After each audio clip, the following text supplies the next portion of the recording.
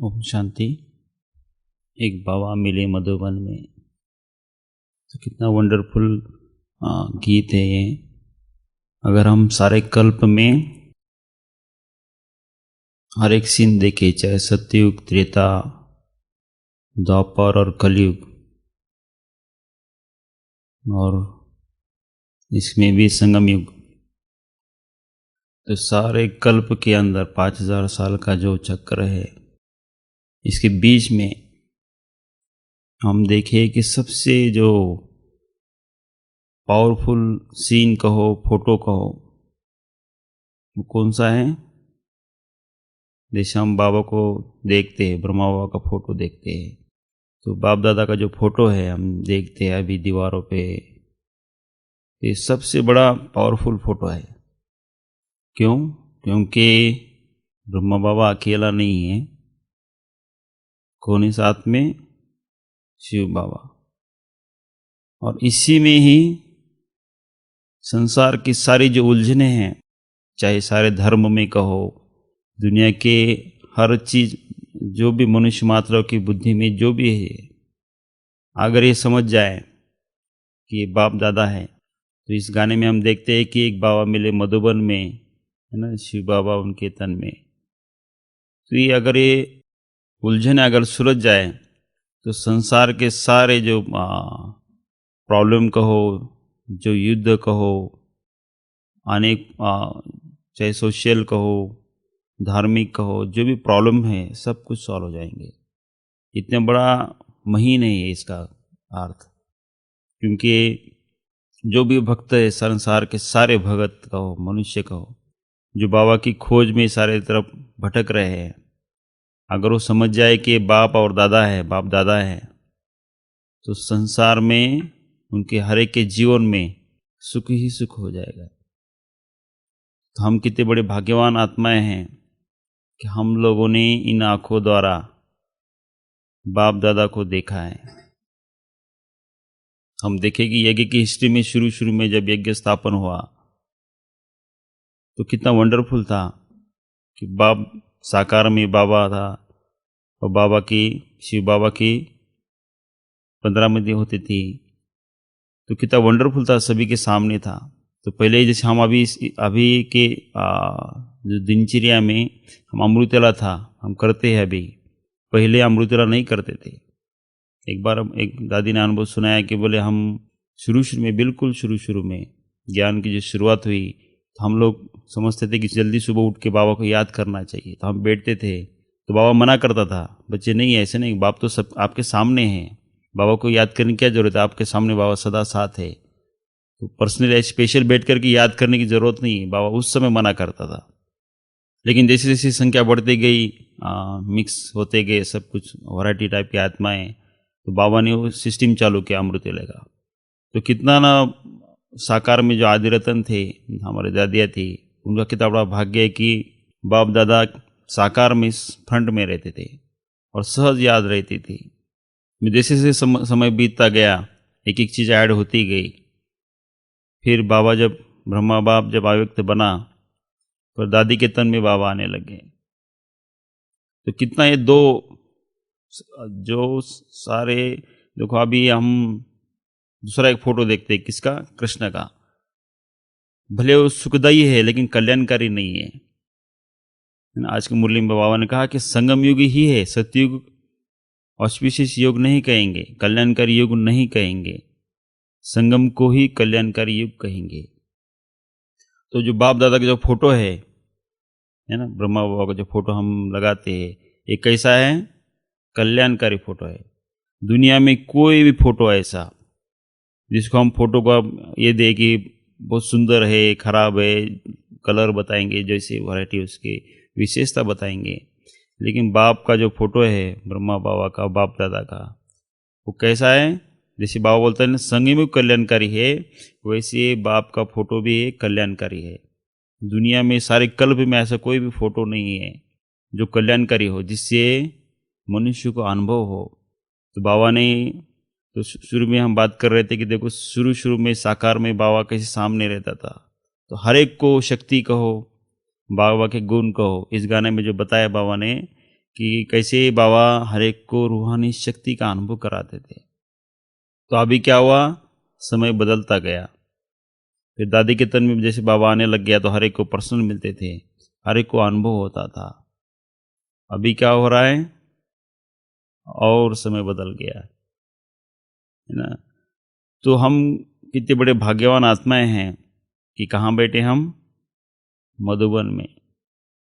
आज की मुरली में कितना एक पॉइंट बताया बाबा ने कि बच्चे आगे समय ऐसा आएगा, कितने से कितना बड़ा आदमी भी हो यहाँ नहीं आ पाएगा अगर प्योर नहीं है, पवित्र नहीं है और बाबा से लव नहीं है तो यहाँ पे वो पहुँच नहीं सकता।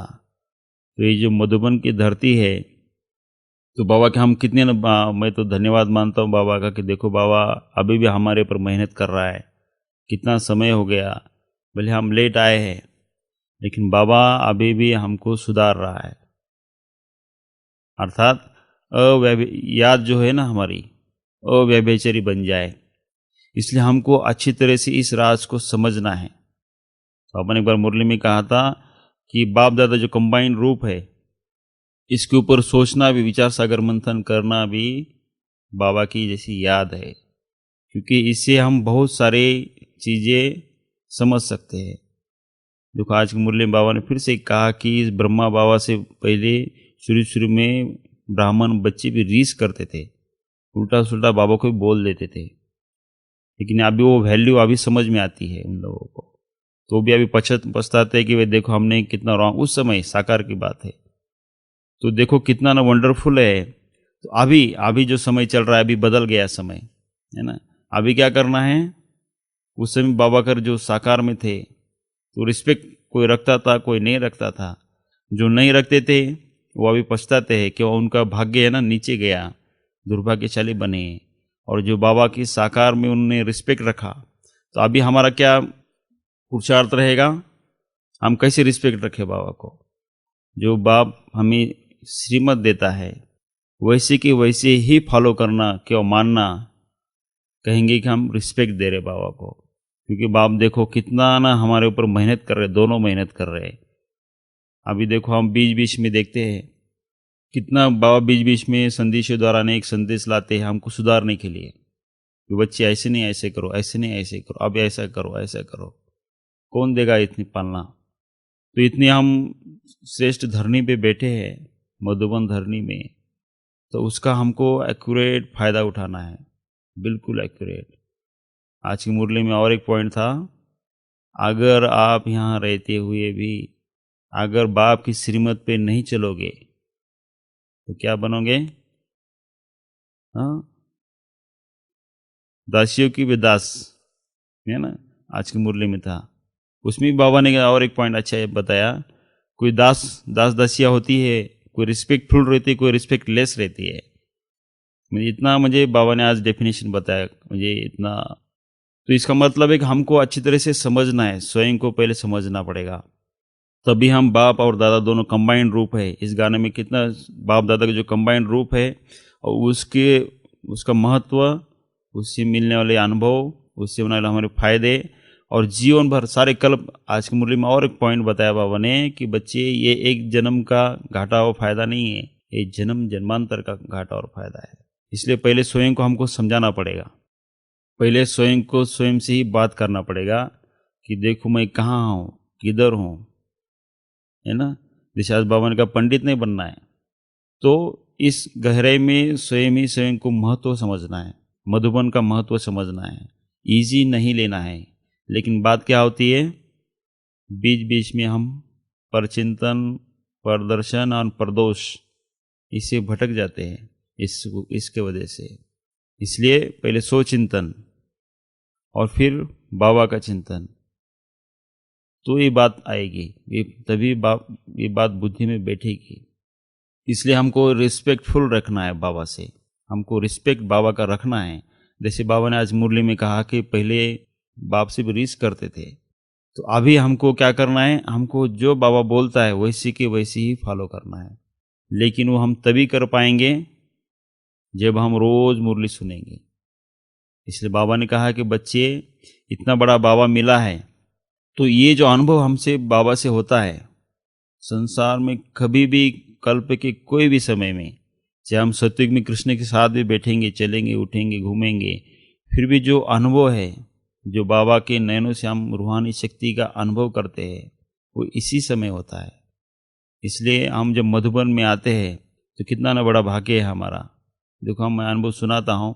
बीच में हम यहाँ रहते हैं, बीच में अहमदाबाद गए थे 1 हफ्ते के लिए, कुछ पढ़ाई के लिए, और भले हम सेंटर पे रुके थे वहाँ पे।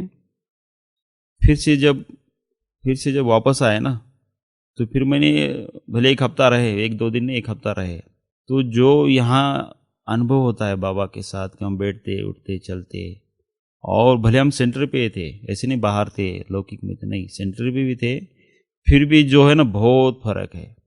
मधुबन तो मधुबन ही है, सचमुच ये वरदानी भूमि है। तो इसके महत्व को समझना है कि ये ऐसी धरनी है जहाँ बाप और दादा, देखो पहले तो बाप साकार में थे ना, तो मिलते थे पर्सनली। अभी कैसे जैसे भक्त लोग बोलते हैं भगवान सर्वव्यापी है, लेकिन अभी बाप दादा कैसे है, अभी सर्वव्यापी है लेकिन मधुबन में ही है तो हमको उसका फायदा उठाना है, इसलिए इसको महत्व को समझना है। इसलिए बाबा ने कहा कि दोनों बाप दादा मिलते हैं मधुबन में। तो मधुबन में एक बार शिलू दीदी बता रहे थे, बोले जब भी मैं प्रोग्राम को जाती हूँ बाहर, पहले जाती थी, और बोले हम परमानेंट इधर रहते हैं, लेकिन जब बाहर जाके फिर यहाँ आते हैं, भले हम प्रोग्राम करके आए, भट्टी करके आए, जब मधुबन में जैसे पहुँचते तो ज़्यादा रिफ्रेश अनुभव करते हैं, भले मैं भट्टी करा के भी आई हूँ। तो समझने का भाव है कि कितना ना इस भूमि का महत्व है। तो बाबा ने रिसेंटली इस महीने में और आज की मुरली में 2 पॉइंट बहुत अच्छे बताए कि समय ऐसा आएगा, कितने से कितना बड़ा आदमी होगा, लेकिन वो प्योर नहीं रहेगा तो उसको एंट्री नहीं मिलेगी। तो हमें अभी उसकी तैयारी अभी से करना है, बिल्कुल अव्यभिचारी बाप की याद रहे, नो एंट्री।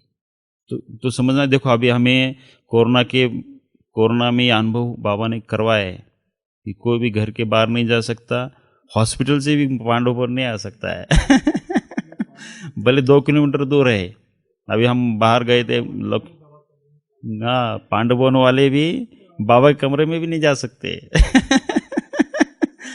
जब अभी मैं बाहर गया, गांव की तरफ गए थे हम, तो उधर बोल रहे थे, बोले हमको तो आना ही नहीं हुआ। मैं बोला आप तो 1000 किलोमीटर दूर हो, तो हम तो 2 किलोमीटर दूर भी नहीं जा पाए तो बाबा ने सबको अनुभव कराए।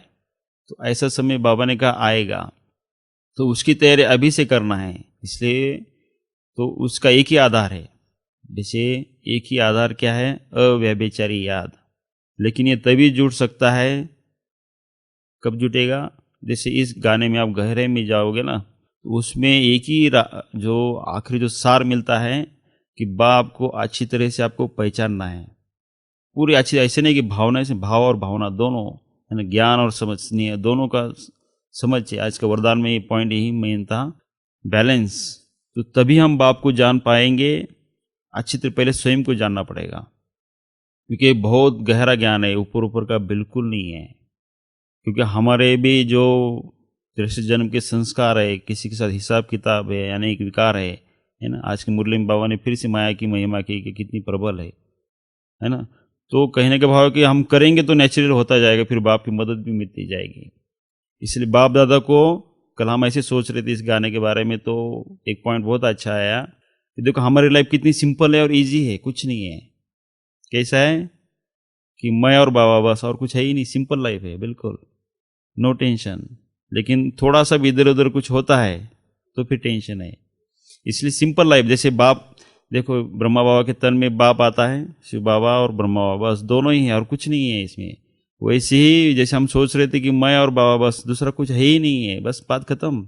अगर हमारे जीवन में कोई संकल्प उठता है तो जरूर कहाँ ना कहाँ कनेक्शन है, या वस्तु से, वैभव से, व्यक्ति से।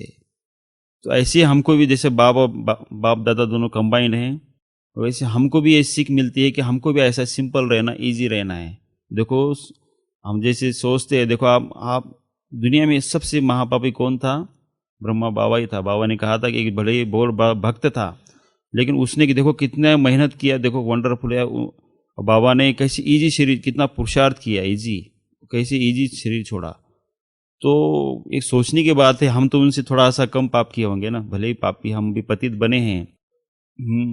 तो कहने का भाव है कि भले हमारे कुछ भी हो स्टोरेज हमारे पास, चाहे विकर्म का हिसाब किताब का कितना भी बड़ा स्टोरेज, हमसे तो ज़्यादा ब्रह्मा बाबा का था, लेकिन बाबा से हम सीख मिली कि हमें अगर ऐसे ही निकलना है, सहज शरीर छोड़ के बाप के पास इजी जाना है, तो हमको भी हम कर सकते हैं।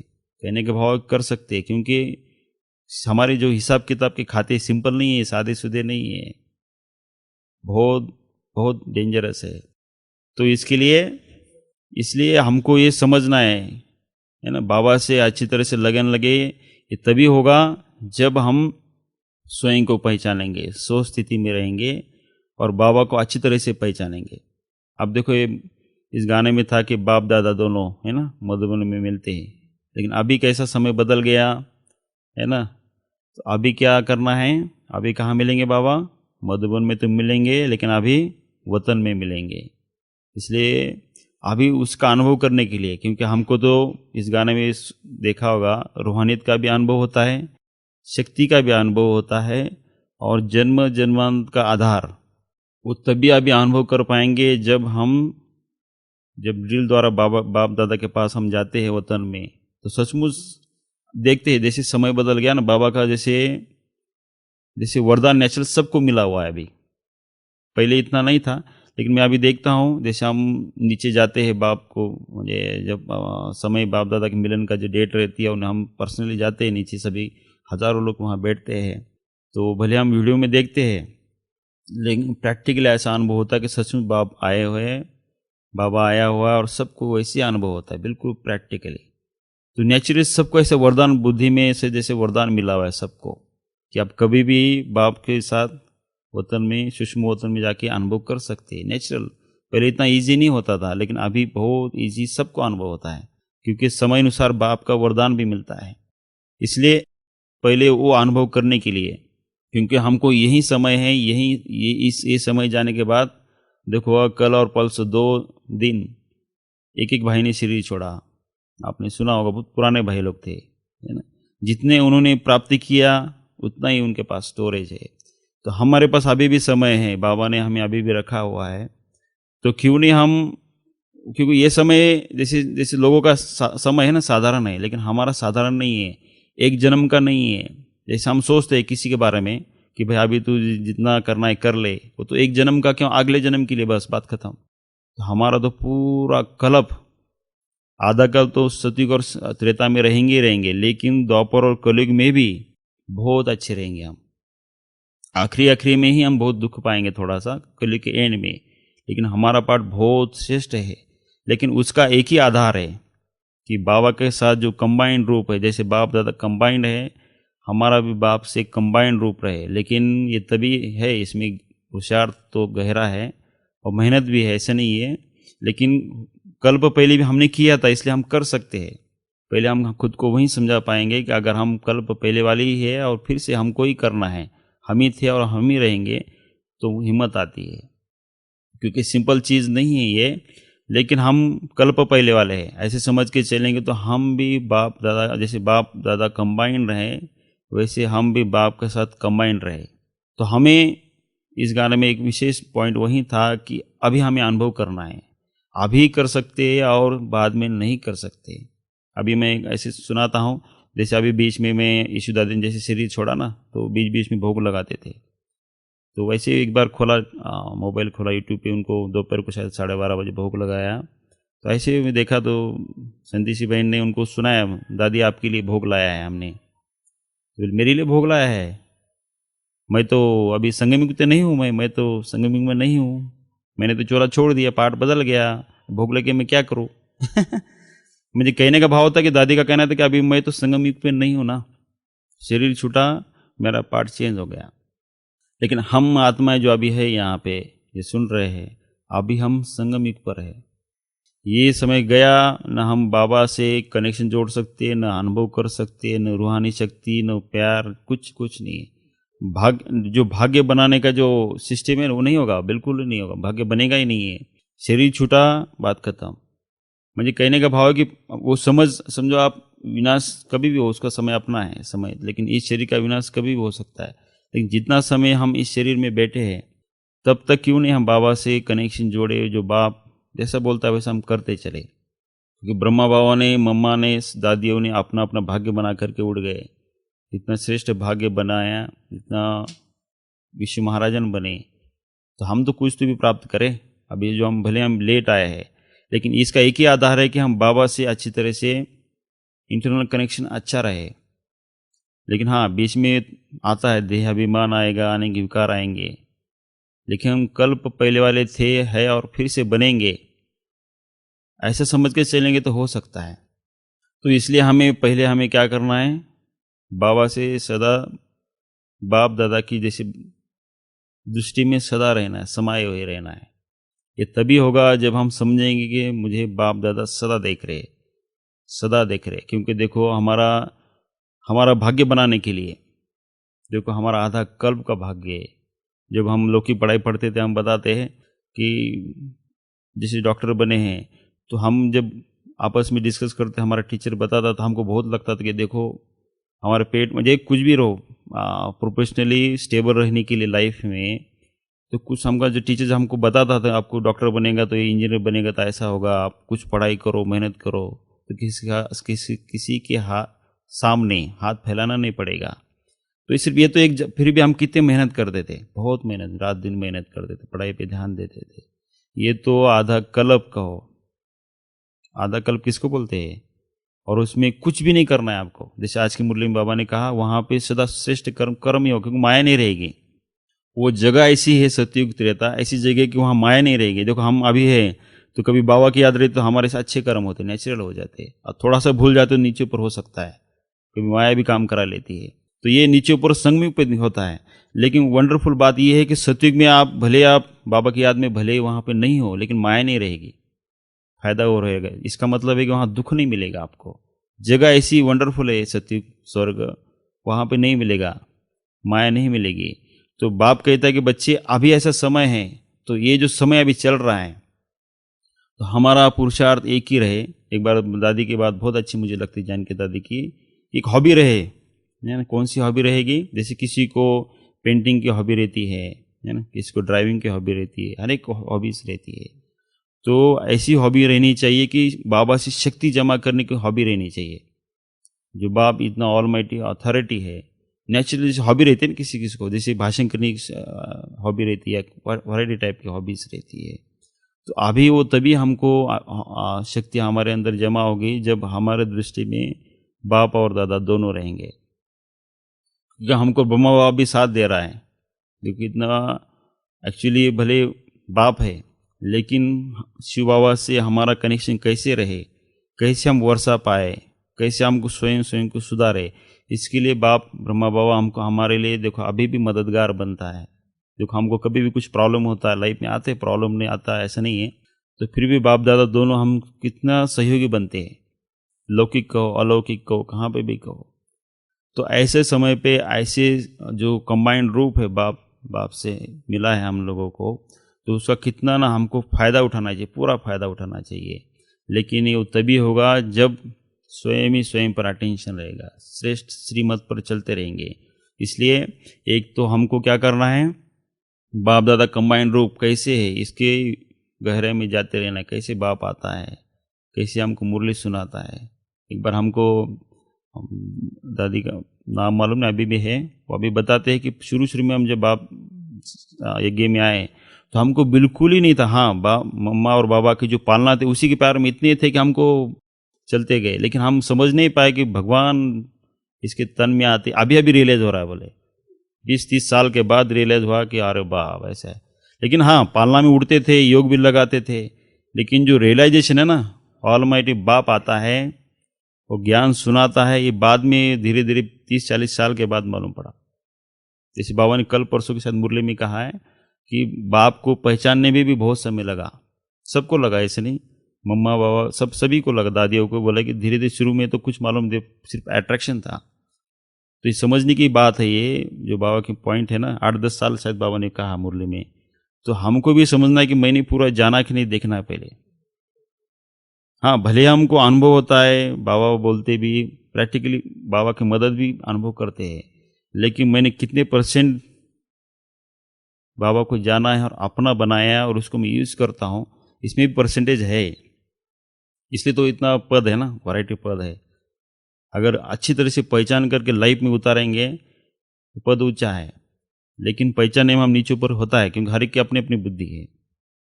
इसलिए इस जो गाना बनाए हैं बहुत अच्छा है कि इसके अगर हम सोचने में जाए ना, बाप दादा की जो फोटो है, अगर इस पर भी विचार करते जाएंगे ना, तो बहुत सारे राज खुद ही खुद को है। भले हम बहुत सालों से ज्ञान सुन भी रहे हैं, सुना भी रहे हैं, फिर भी उसमें परसेंटेज है। इसलिए एक ही आधार है कि पहले हम स्वयं को अच्छी तरह से जाने कि मैं कौन हूँ, और फिर बाप को जाने, फिर बाप दादा, है ना। तो हमारा जो जन्म जन्मांतर का आधार है, इसी पे है, पूरा आधार है। तो अभी समय बदल गया, मैं बता रहा था, पहले साकार था, फिर अव्यक्त मिलन चला, अभी क्या है, अभी सूक्ष्मोतन का मिलन है। अभी जैसी बुद्धि, इसलिए बुद्धि को क्लियर रखना है, तो हमको कभी भी परिस्थिति तो आती रहेगी, जाती रहेगी, लेकिन सदा अनुभव होता रहे, सदा अनुभव होता रहे। इसलिए लेन देन कहो, जैसे बाबा ने कल के परसों के मुरली में कहा, किसी से कर्जा भी नहीं लेना है। भाव इसका अर्थ है हम कर्जा चलो लिया है, लेकिन याद तो उसकी आएगी ना, जिसी देहधारी से किसी से कनेक्शन रखा। तो इसका मतलब बाबा का भाव इसके पीछे ये था कि ऐसा कुछ मत करो जो किसी की देहधारी से कनेक्शन जुटे, कोई कारण से, है ना, जो उस चीज़ के उससे कनेक्शन हो जाए आप लोगों का। जो भी लेन देन कहो, हिसाब किताब को बाबा से रहे, तो बाप याद आएगा। तो कहने का भाव यही है। तो मधुबन का महत्व जरूर रखना है, बाप दादा का बुद्धि में रखना है, क्योंकि ऐसी धरनी है, इतनी श्रेष्ठ धरनी है, इसी धरनी से, मधुबन धरनी से ही संसार में स्वर्ग आएगा। तो कितनी बड़ी, बहुत बड़ी बात है। बोलने में हम सहज बोल देते, लेकिन सचमुच कितना संसार का परिवर्तन इसी धरनी से होना है। लेकिन अभी हम सिंपल समझ लेते हैं, अब बोलते अभी तो बाप नहीं आता, नहीं, लेकिन नहीं, भगवान की अवतरण भूमि है, कर्म भूमि है, तो इसी धरनी से ही संसार में स्वर्ग आना है, ये बुद्धि में रख कर के ही यहाँ रहना है। नहीं तो आज की मुरली में भगवान सीधा बोल दिया, बच्चे अगर आप यहाँ रहकर भी श्रीमत पे नहीं चलते हो, है ना, तो क्या पद पाएंगे आप। इसलिए वैल्यू को समझना है हमको, हमारी बुद्धि में वैल्यू रहे, हर एक चीज़ की इंफॉर्मेशन रहे, इंपॉर्टेंस रहे।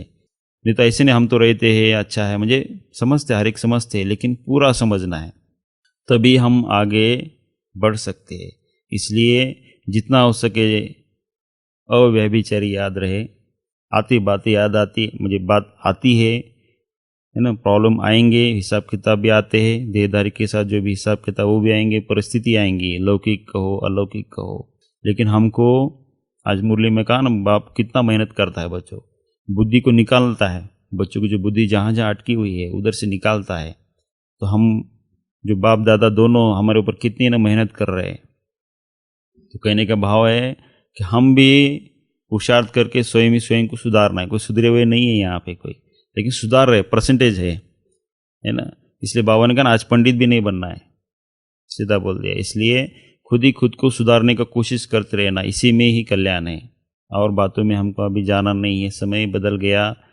तो अभी एक ही है कि जो हमारा जो मिलन है बदल गया है। हमारा जो मिलन कहाँ है, वतन का मिलन है। अभी मधुबन में आना है, मधुबन के धरने से शक्ति लेनी है। बाप सदा साथ यहाँ पे जैसे है ही, हर कोने कोने में है, जहाँ पे भी जाओ हर कोने में बाप आपको अनुभव होगा ही होगा। लेकिन अभी थोड़ा ऊपर उठना है, जैसे गाने में बताया ना, मधुबन में आंगन में। अभी कहाँ मिलते, अभी सूक्ष्मोतन में, सदा ऑलवेज प्रेजेंट। तो उस जगह पे जाने का सदा पुरुषार्थ होता रहे, चलता रहे। तो शक्ति जो संगम की, जो सांसारिक कल्प में का जो सबसे शक्तिशाली अनुभव रहेगा, सत्युग में भी अनुभव नहीं रहेगा। तो उस अनुभव में हमको सदा रहने का पुरुषार्थ करते रहना है। तो बाबा से शक्ति भी मिलेगी हमको, जीवन का आधार, जन्म जन्मांतर का जो हमारा भाग्य बनना है, इसी से बनना है। तो कितनी न वैल्यू है इस चीज़ की। अभी आप सुने, एक अनुभव सुना होगा, राजू भाई ने सुनाया कि बोले जब बाबा अव्यक्त हुआ तो पार्थिव शरीर पे जैसे सजा रहे थे ना, तो उन्होंने सुनाया कि शिव बाबा स्वयं संतरी दादी के तन में आए और आरती खुद सजाई फूल। बाबा ने कहा कि इस तन द्वारा मैंने सेवा ली, पूरा जन्म मुझे पूरी सेवा ली, तो मैं भी इसका क्या करता हूँ, इसको सजाता हूँ। रिस्पेक्ट रखा बाबा ने, ऑलमाइटी बाप शिव बाबा ने रिस्पेक्ट रखा। देखो, जो बाप बोलता है कि बच्चे देह देह के संबंध भूलो, फिर भी उस तन का ऑलमाइटी बाबा ने खुद उस तन का रिस्पेक्ट रखा, क्योंकि उस तन द्वारा सबकी पालना की और स्वर्ग स्थापन करने के निमित्त बना वो तन। भले वो मिट्टी का है, लेकिन फिर भी बाबा ने उस तन का रिस्पेक्ट रखा, भले वो मुर्दा है ना, फिर भी रखा। तो कैसे वैल्यूबल है। इसलिए जो बाप दादा जो फोटो है ब्रह्मा बाबा का, बहुत वैल्यूबल है। हमको भी रिस्पेक्ट रखना है, उसके थ्रू ही हमारा भाग्य बनना है। और कितना भाग्य बनना है, बहुत बड़ा भाग्य बनना है। हमको भी रिस्पेक्टफुल रखना है बाबा की श्रीमत पे, बाबा की जो दिनचर्या बताई उसके ऊपर। तो बाप तो मैं और बाबा बस, जैसे बाप दादा कंबाइंड है, मैं भी कंबाइंड होके रहूँ, भले नीचे ऊपर होता रहे, लेकिन मुझे और करते रहना है, सुधारते जाना है। अच्छा, ओम शांति।